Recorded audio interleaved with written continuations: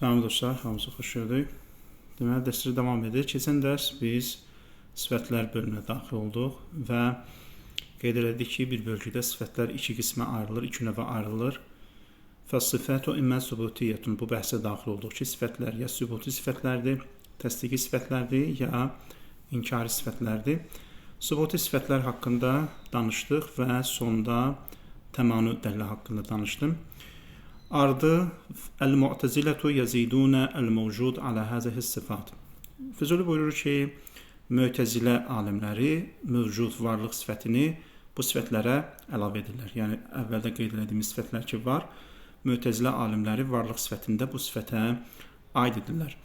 Bu normaldır nəyə görə? Çünki necə ki, alim sifəti, həy sifəti, səmi, bəsir, digər sifətlər qeyd olunur Allah barəsində və onun varlığından xəbər verir. Varlıq da, mövcudiyyət də nədir?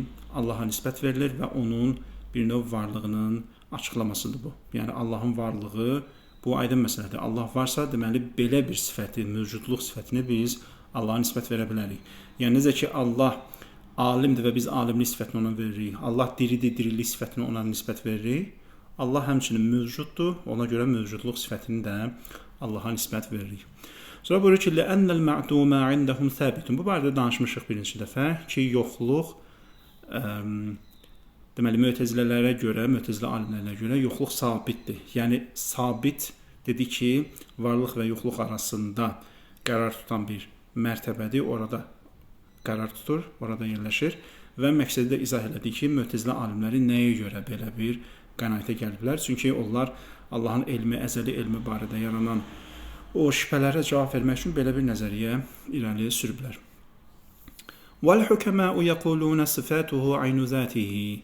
Buyurur ki, filosoflar iddia edirlər ki, onların nəzəri budur ki, Allahın sifətləri onun zatının eynidir. Bu barədə də demək olar ki, danışmışıq. Çünki sifət və zat arasında ayrılıq olsa, hansısa bir sifət onun zatına əlavə olunmuş olsa, bu tərkib yaranar. Tərkibin yaranmasına səbəb olar, Allahın zatı mürəkkəb olar və mürəkkəb də bilirsiniz ki, öz hissələrindən asılıdır. Ona görə o nəticədə möhtac varlıq olar və möhtac varlıq heç vaxt vacib varlıq ola bilməz. Ona görə onun sifətləri zatının eynidir, zatı ilə eyniyyət təşkil edir və yadınızdadsa dostlar, biz sufilərin rəyini və fikrini izah edəndə dedik ki, sufilər nə deyirlər? Sufilər deyirlər ki, bu sifətlər zatın açıqlamasıdır. Nəyidir? Təfsilatıdır və ən gözəl və ən məntiqli rəy də budur. Çünki sifətlər müstəqil bir şey deyil. Sifətlər zatdan kənar bir şey deyil, zatdan ayrı bir şey deyil. O zatın nəyidir? Bir növ təzahürüdür, məzhəridir. Ona görə sifətlərlə zat nədir? Eyniyyət təşkil edir. Fəilmuhu husulul kulliyyi ləhu. Deməli, elm məsələsinə gəldikdə, Allahın elm məsələsinə, bu bildiyiniz kimi ən çox ixtilaf doğuran məsələlərdən biridir və hətta bəzi mütəfəkkirlər, İslam alimləri bu elm məsələsinə görə filosofları təkfir ediblər. Onları kafir hesab ediblər. Füzuli buyurur ki, fəilmuhu husulul kulliyyə ləhu. Allahın elmi, yəni kulli, hər şeyin, bütün məlumatların ümumi şəkildə, bütün şəkildə Allahın zatında hasıl olmasıdır. Deməli, bu nə deməkdir, dostlar? Bu o deməkdir ki, bir var, məsələn, insanı misal götürək. İnsanın elmi necə hasıl olur? İnsanda elm necə formalaşır? İnsanda elm hadisələrə uyğun olaraq hadisələrin ardınca formalaşır. Yəni, bir hadisə baş verir və insan o hadisə ilə təmasda olur və o hadisə barədə insanda elm yaranır. Yəni, insanın elmi nədir? Dəyişkəndir, yenilənir və fərdi hadisələrə köklənibdir. İnsanın elmi demək olar ki, əsas olaraq fərdi hadisələrə köklənibdir. Yəni, biz hər dəfə yeni bir hadisə ilə qarşılaşırıq. Əvvəlcədən o barədə məlumatımız olmur. O hadisə ilə qarşılaşandan sonra o barədə məlumat əldə edirik. Allahdadan bu cürdür. Filosoflar deyirlər, xeyr, Allahın elmi bu cür ola bilməz. Niyə? Çünki birincisi bu onun əzəli elminə irad gətirər. Çünki biz insan, belədir ki, onda əzəli elm olmadığı üçün o hadisələrə uyğun olaraq onda məlumat formalaşır. Amma biz deyirik ki, Allahın elmi bu cürdür. Allahın elmi əzəlidir, yəni əvvəldən Allah əzəldən hər şeyi bilir. Ona görə Allahın elmi hadisələrə uyğun formalaşa bilməz. 2. Əgər Allahın elmi bu cür olsa, o zaman onun zatında nə olar? Dəyişiklik meydana gələr. Çünki insan hər dəfə yeni bir şey öyrənəndə onun nəfsində dəyişiklik meydana gəlir, onun ruhunda dəyişiklik meydana gəlir. Tutalım, insan yeni bir məlumat öyrənir, onun ruhu təkmilləşir və bu proses davam edir. Ona görə Allahın elmi bu şəkildə ola bilməz ki, hadisələrə uyğun meydana gəlsin, formalaşsın. Əks təqdirdə bu onun əzəli elminin olmadığına dəlalət edər və zatının da dəyişən olduğuna, dolayısıyla zatının vacib varlıq olmadığına dəlalət edər. Ona görə filosoflar deyirlər ki, Allahın elmi ümumidir. Nə mənada ümumidir? Yəni Allah hər şeyi, hətta o dəyişən hadisələri də öz əzəli ümumi elmi ilə bilir. Nəinki hər hadisəyə uyğun olaraq Allahda elm formalaşır. Və bu da elm barəsində mənim şəxsi qənaətimə görə verilə biləcək ən ideal və ən uyğun açıqlamadır. Çünki elm barədə təsəvvür və ya elm barədə ehtimallar, Allahın elmi barədə ehtimallar iki qismdir, iki növdür. Ya biz deyəcəyik Allah hər şeyi əvvəlcədən bir bütün şəklində bilir, ya da biz deyirik ki, yox, hadisələrin ardınca hadisələrə uyğun olaraq bilir.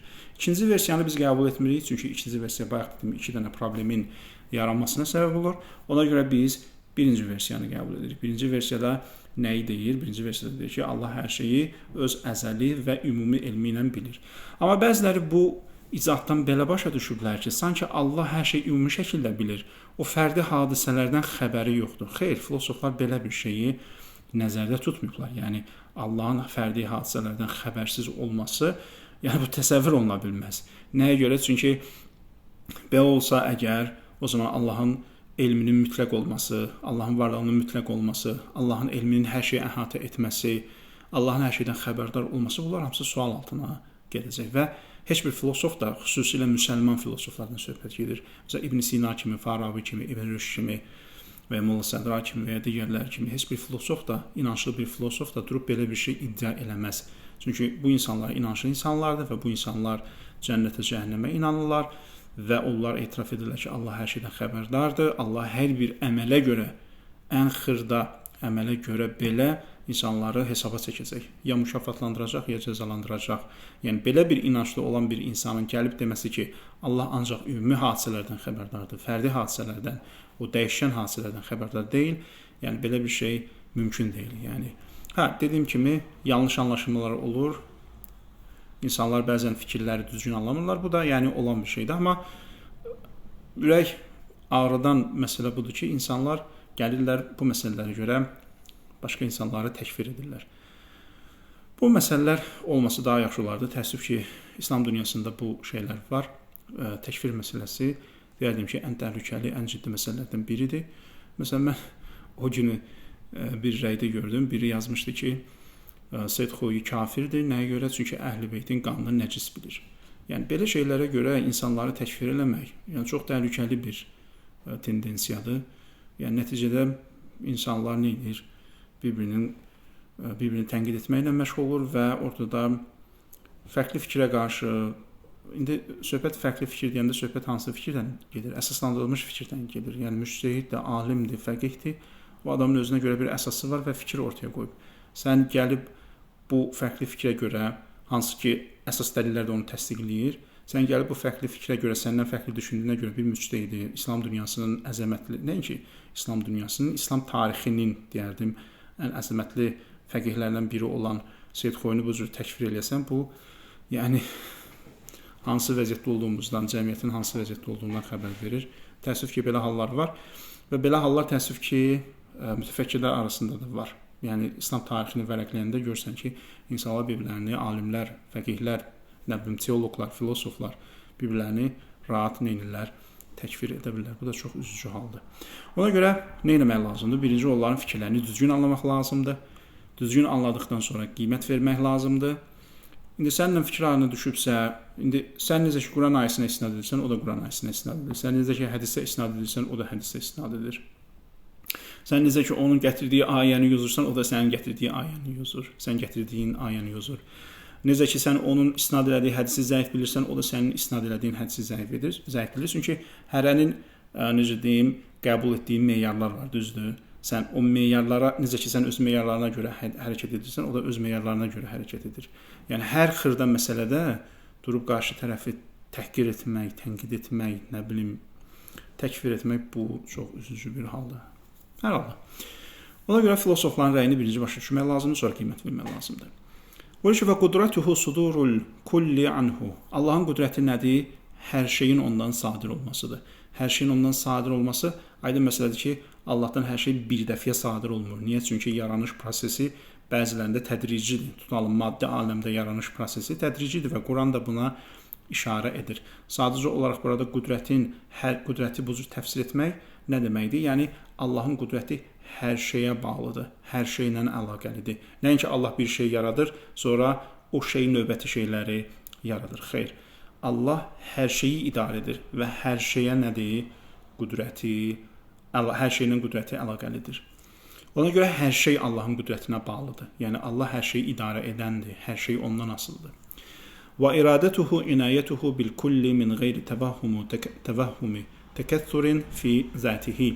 Allahın iradəsi isə onun hər şeylə, bilkul hər şeylə, belə deyim, maraqlanması, hər şeyi idarə etməsidir. İnayət, dostlar, burada inayət həm yaradılışa şamildir, həm tədbirə şamildir, idarəçiliyə şamildir, hər şeyə şamildir. Yəni, Allah hər şeylə maraqlanır, hər şeyi yaradır, hər şeyi idarə edir. İnayətdən məqsəd budur. Deməli, Allahın iradəsi nədir? Hər şeylə maraqlanmasıdır, hər şeyə inayət etməsidir. Yəni, yaratması, idarə etməsidir. Və bu min qeyri təvahhumu təkəthürin fi zətihi. Belə bir vəhm, belə bir yanlış anlaşılma olmamalıdır ki, Allah iradə etdikcə onun zatında nə yaranır? Çoxluq yaranır. Yəni, Allah hər bir şeyə ayrı-ayrı iradə edəndə onun zatında bir dəyişiklik yaranır. Xeyr, Allahın iradəsi əvvəldə də qeyd olunduğu kimi əzəlidir. O hər şeyi neynir? İdarə edir, amma bu idarəçilik onun zatında heç bir çoxluğa, dəyişikliyə səbəb olmur. Deməli, dostlar, bu yanlış anlaşılmaların mənşəyi nədir? Baxın, bu yanlış anlaşılmaların mənşəyi insanın çox vaxt Allahı, onun feillərini və sifətlərini özü ilə müqayisə etməsidir. Çünki insan, məsələn, Allah metafizik bir həqiqətdir, düzdür, mücərrəd bir həqiqətdir. Biz o mücərrəd həqiqəti təhlil edəndə, analiz edəndə o mücərrəd aləmin qanunlarına uyğun təhlil edib analiz etməliyik. Amma biz bəzən o mücərrəd həqiqəti maddə aləmin çərçivəsinə salırıq, maddə aləmin səviyyəsinə indiririk, ona uyğun təhlil edirik. Və belə olan təqdirdə də istər-istəməz təşbih yaranır, bənzətmə yaranır. Yəni, bu Allahı cisim bilənlər, Allahı məxluqata bənzədənlər, bunlar harda belə səhvə yol verdilər? Ona görə ki, onlar mücərrəd aləmin qanunlarına riayət eləmədilər. İndi ola bilər ki, əqli yetkinlik buna imkan vermədi. Onlarda ona əqli yetkinlik buna imkan vermədi ki, onlar mücərrəd aləmə daxil olub oranın qayda qanunlarına əsasən bu məsələləri təhlil etsinlər. Hər halda səbəb nə olur olsun, nəticədə bəzi insanlar o aləmin qanunları ilə bu aləmin qanunlarını bir-birinə qarşıdırdığına görə nəticədə belə səhvlər meydana gəlir. Adam tutalım, Allahın iradəsindən danışır, Allahın iradəsi ilə öz iradəsini müqayisə edir və öz iradəsindən çıxış edərək Allahın iradəsinə təfsir verir, izah verir. Allahın elminə öz elmindən çıxış edərək izah verir. Allahın qüdrətinə öz qüdrətindən çıxış edərək izah verir. Ona görə də, baxın, belə problemlər ortaya çıxır. Bəziləri elə düşünürlər ki, Allahın iradəsi eynilə insan iradəsi kimidir. Ona görə bu zatda nəyə səbəb olur? Dəyişikliyə səbəb olur. Halbuki belə bir şey mümkün deyil. Biz əvvəlcədən özümüz üçün müəyyənləşdiririk ki, sabit edirik ki, Allah mütləq varlıqdır, bəsit varlıqdır, onun zatında tərkibə yer yoxdur, o hər cəhətdən kamildir. Ondan sonra ona nisbət verdiyimiz hər bir sifəti bu prinsip əsasında, bu kontekstdə nə etməliyik? İzah etməliyik. وَهَذَا مَنْشَأُ حُكْمِهِمْ بِعَدَمِ حُدُوثِ الْعَالَمِ. Buyurur ki, bu filosofların aləmin əzəli olması barədə fikirlərinin əsas mənşəyidir. Onlar ki, hökm ediblər, onlar ki, bu fikirdədirlər ki, aləm əzəlidir. Niyə? Çünki hər şeyə bu səpkidə, bu kontekstdə baxırlar. Allahın elminə bu cür baxırlar, iradəsinə bu cür baxırlar, qüdrətinə bu cür baxırlar. لَأَنَّهُمْ, çünki onlar deyirlər ki, يَقُولُونَ إِذَا حَصَلَ الْعِلْمُ بِالْمَصْلَحَةِ وَالْقُدْرَ وَالْإِرَادَ لِلْإِيجَادِ فَلَا يَتَأَخَّرْ الْمَعْلُولِ. Çünki onlar deyirlər ki, əgər Allah məsləhəti bilsə, həmçinin qüdrət, iradə yaranış üçün, belə deyim, iradə və qüdrət yaranış üçün əlaqəli olsa, yaranışla, varlıqla əlaqəli olsa, o zaman fələ yətəəxxar əl-mə'lul. Nəticə heç vaxt gecikməməlidir. Nəticə nə olmalıdır? Hasil olmalıdır. Deməli, izə hasalal ilmu bil maslaha. Əgər elm hasil olsa məsləhətə və həmçinin əl-qudra vəl-iradə lil-icad, yaranış üçün də qüdrət və iradə hasil olsa, o zaman fələ yətəəxxar əl-mə'lul. Nəticə heç vaxt gecikməməlidir və nəticə nə olmalıdır?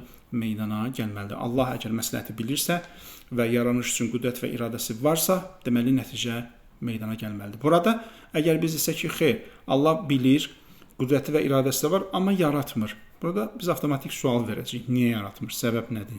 Gecikməyə səbəb nə oldu? Allah isə nədir? Feyz sahibidir. Allah daim feyz ondan nə olur? Cari olur. Ona görə Allahın yaradılışı saxlayıb təxirə salması bu artıq təsəvvür oluna bilməz. Fəqidəmu tilkəs sifat yəqtadi qidəməl aləm. Həmin sifətlərin, yuxarıda sadaldığı sifətlərin əzəli olması, aləmin də əzəli olmasını gərəkdirir. Niyə? Çünki nəticədə aləm Allahın sifətlərinin nəticəsidir. Allahın sifətlərinin təzahürüdür.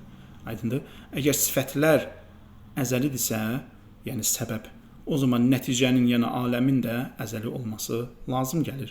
Yox, sifətlər əzəli olsun, amma aləm hadis olsun, sonradan yaransın. Filosoflara görə bu bir növ müəyyən iradlara səbəb olur. Bayaq dediyim kimi, əgər Allah məsləhəti bilirsə ki, bu aləmin yaranmasında məsləhət var, məsələn, o zaman niyə desin ki, yox, hələ yaratmayayım, niyə gözləsin? Məsələn, bunu məcazi dildə bu cür deyirəm ki, mətləb aydın olsun. Allah niyə gözləsin, niyə saxlasın yaradılışı? Burada heç bir məntiq yoxdur. Nə səbəb olur ki, nə mane olur ki, o yaratmasın? Kimsə deyə bilər ki, Allahın məsləhəti budur ki, sonradan yaransın. Yəni, deyilə biləcək söz bir dənə budur. Yəni, məsləhət budur ki, sonradan yaransın. Amma o sonradan yaranmağın məsləhəti nədir? Təbii ki, onu izah etmək mümkün deyil. Çünki yaradılış özündə əgər xeyirdirsə, yaradılış varlıq başdan ayağa xeyirdirsə, o zaman bu xeyri sonraya saxlamağın heç bir, belə deyim, məntiqli izahı yoxdur. Deməli, bu sifətlərin qədim olması, əzəli olması, aləmin də əzəli olmasını gərəkdirir.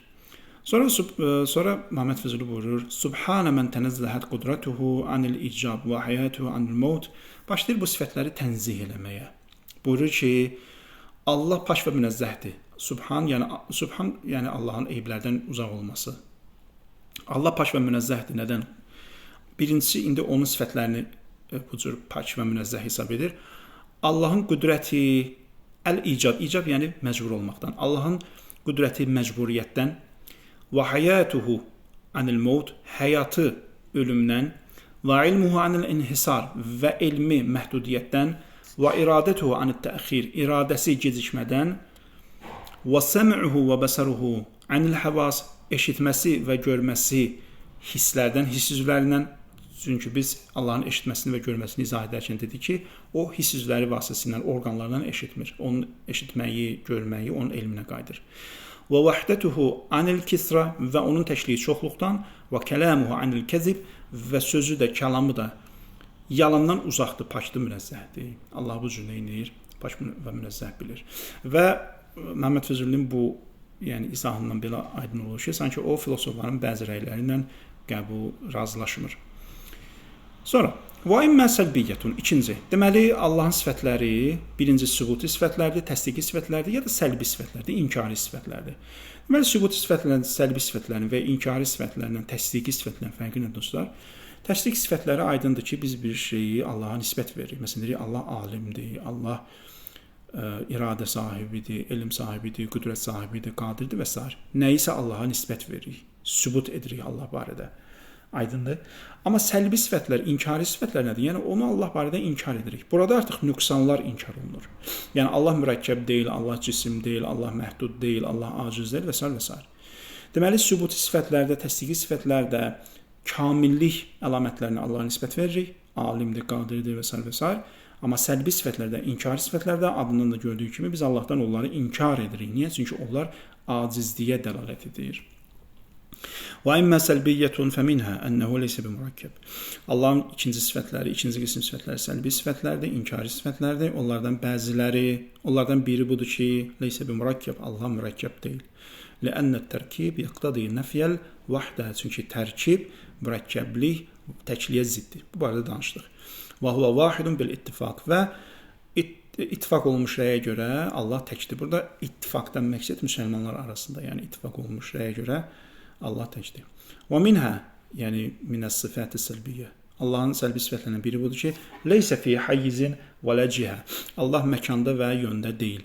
Ləənnəl hayyiz vəl cihə yəqtədiyən əl-cismiyyə. Çünki cəhətdə olmaq, yöndə olmaq nəyə səbəb olur? Cism olmağa səbəb olur. Çünki siz hansısa bir yerdəsinizsə, hansısa bir fəzada yer tutubsuzsa, o artıq həmin cismin necə deyirlər, maddə olduğunu, cismani bir varlıq olduğunu göstərir. Çünki mücərrəd varlıq fəzada yer tutmur.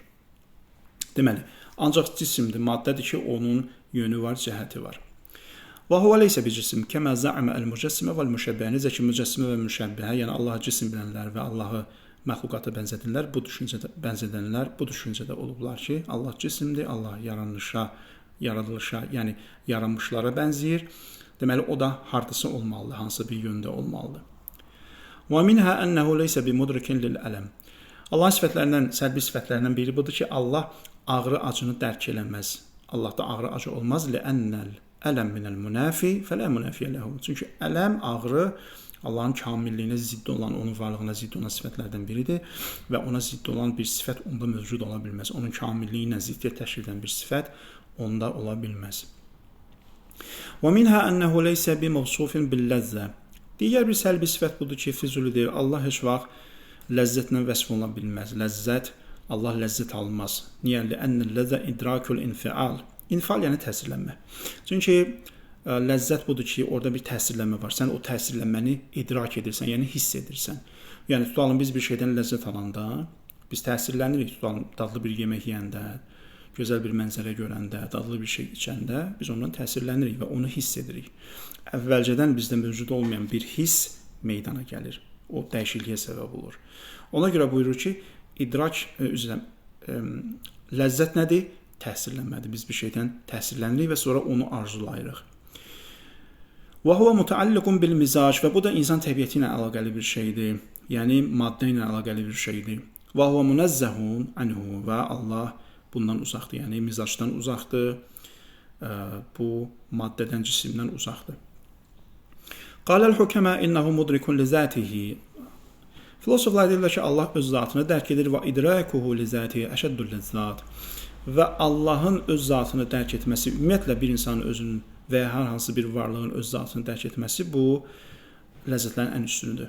Və bunu da Allaha nisbət versək, buyurur ki, Allahın öz zatını dərk etməsi bu ləzzətlərin ən üstünüdür. Bəli, filosoflara, yəni Məhəmməd Füzulinin nisbət verdiyi bu rəyə əsasən filosoflar deyirlər ki, Allah insandakı kimi ləzzət almır. Çünki Allah cisim deyil. Amma Allah ki, öz zatını dərk edir, bu ən böyük ləzzətdir.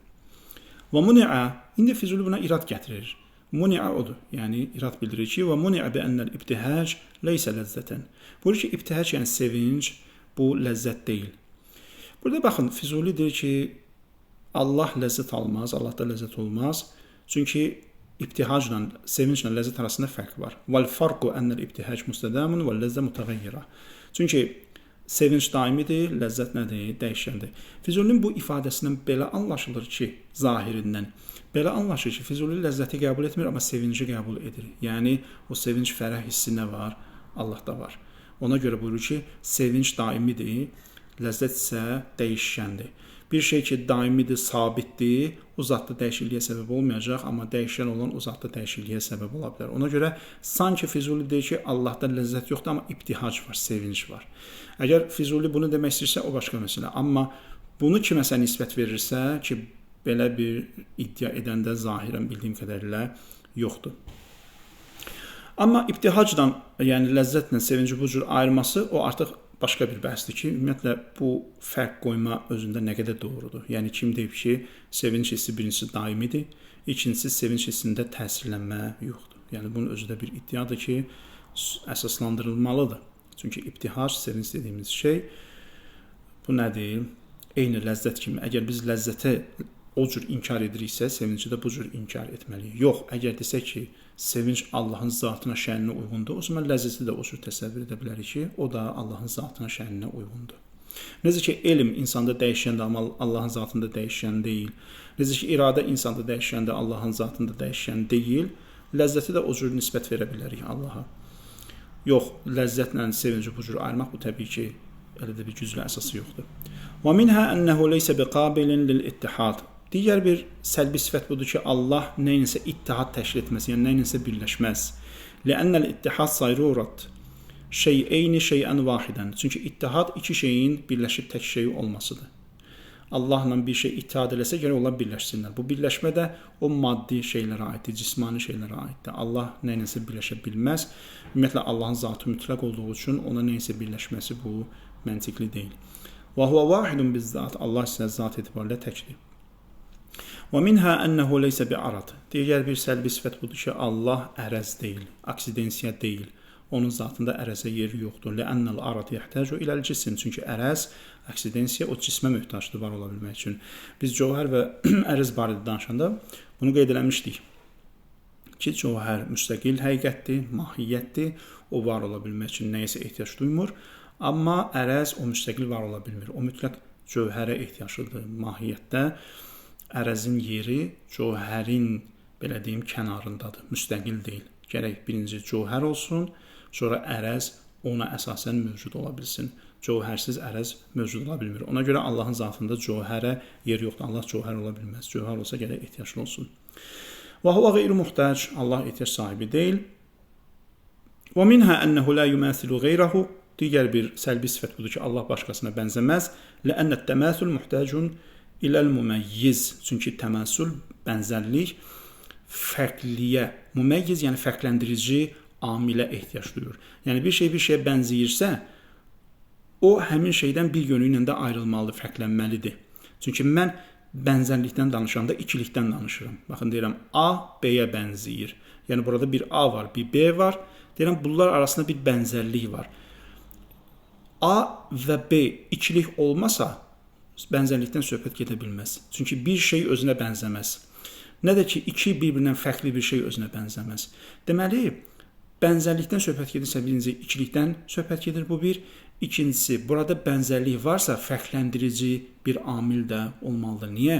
Çünki mən ikilikdən danışıramsa, bu iki olan şey hər yönü ilə, bütün cəhətləri ilə bir ola bilməz, eyni ola bilməz. O zaman ikilikdən söhbət gedə bilməz, ikilik aradan gedər. Deməli, bənzərlikdən söhbət gedirsə, ikilikdən söhbət gedir. Bu iki şey arasında oxşar şey olduğu kimi onları bir-birinə fərqləndirən amil də olmalıdır. Ona görə buyurur ki, لأن التماثل محتاج إلى المميز. Bənzərliyin ehtiyacı var nəyə? Fərqləndirici amilə. وَالْمُحْتَاجُ لَيْسَ بِوَاجِبٍ. Əgər desək ki, ehtiyac var, ehtiyac sahibi olanda heç vaxt vacib varlıq ola bilməz. Deməli, Allah heç nəyə bənzəməz. Çünki Allah nəyəsə bənzəsə, gərək o şeylə Allah arasında fərqləndirici bir xüsusiyyət olsun. Allah və həmin cisim və ya nəsə ki, bunlar bir-birinə bənzəyirlər, o fərqləndirici amilin olmasına ehtiyac duyacaqlar. Çünki bir-birinə fərqlənməlidirlər. Əgər onlar bu fərqləndirici bir şeyə ehtiyac duyurlarsa, o hər ikisi də nədir? Mümkün varlıqdır, vacib varlıq ola bilməz. Çünki vacib varlıq heç vaxt onun zatında ehtiyaca yer yoxdur. Aydın dostlar, bu da sifətlər bəhsi idi ki, bitdi. Gələn dərsdən inşallah feillər bəhsinə daxil olacaq. Bu günlük bu qədər. Hələlik.